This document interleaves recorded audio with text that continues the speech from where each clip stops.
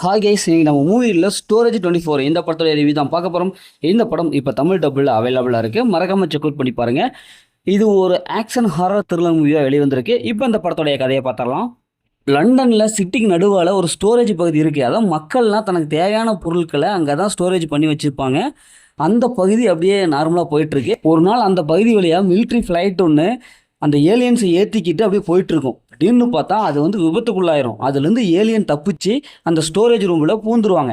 இது தெரியாமல் நிறைய பேர் அந்த ஸ்டோரேஜ் ரூமில் போவாங்க. ஆனால் போனவங்க எல்லாத்தையும் இந்த ஏலியன் சும்மா விடாது, அப்படியே பயங்கரமாக துன்புறுத்தும். இப்போ இறுதியில் இதுலேருந்து எப்படி அவங்க தப்பிக்கிறாங்க, ஏலியனை அவங்க கண்டுபிடிச்சாங்களா இல்லையா, இறுதியில் என்ன ஆச்சு அப்படிங்கிறது தான் இந்த படத்தோடைய ஒன்லைன். படத்தோடைய பாசிட்டிவ்னு பார்த்தாவே ஹீரோடைய ஆக்டிங் நல்லாவே இருக்குது. நல்லாவே ஒரு சூப்பராக காமிச்சிருப்பாங்க. இவங்க ஒரு டீமாக சேர்ந்து அந்த ஏலியன் எப்படியாவது வெட்டு அடிச்சிடணும்னு சொல்லிட்டு உள்ளே போவாங்க. அதில் ஒரு ரொம்பவே நல்லாவே வந்திருக்கு. படத்தோடைய பிஜி மியூசிக் நல்லாவே கொடுத்துருக்காங்க. ஸ்க்ரீன் பிளே பொறுத்தளவுக்கு ஓரளவுக்கு நல்லாவே வந்திருக்கு. ஃபஸ்ட் ஹாஃப்லாம் நல்லாவே திக் நம்மளை ஏற்படுத்துகிறாங்க. அந்த ஸ்டோரேஜ் ரூமுக்குள்ள போகிறது, அந்த ஏலியனுங்களை தாக்குறது அப்படி இப்படின்ட்டு நிறைய விஷயங்கள் நல்லாவே பண்ணியிருக்காங்க. இந்த படத்தில் மற்ற கேரக்டருக்கு ஈக்குவல் ரைட்ஸ் கொடுத்துருக்காங்க. அவங்களும் நல்லா பர்ஃபார்ம் பண்ணியிருக்காங்க. பிஜிஎம் பொறுத்தளவுக்கு நல்லாவே சூப்பரான பிஜிஎம் கொடுத்துருக்காங்க. அதேமாதிரி சினிமாட்டோகிராஃபிக் ஒரு சூப்பரான விசுவல் எஃபெக்ட்டை கொடுத்துருக்காங்க. படத்துடைய மைனஸ்ன்னு பார்த்தாவே விஎஃப்எக்ஸ் அந்த ஜிஜி ஒர்க்கு தான் இன்னும் கொஞ்சம் பெட்டராக பண்ணியிருக்கலாம்.